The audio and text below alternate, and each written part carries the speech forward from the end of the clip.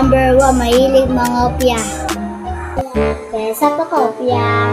Ayaw ko. Wala pa ako sagot. Wala ka. Pero malaki na sa cellphone.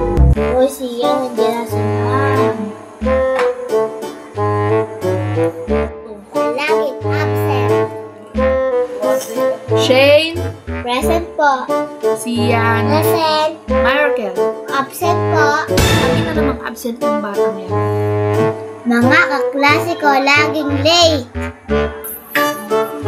Desa, late ka na naman. Mga kaklase mo nag-iibigan.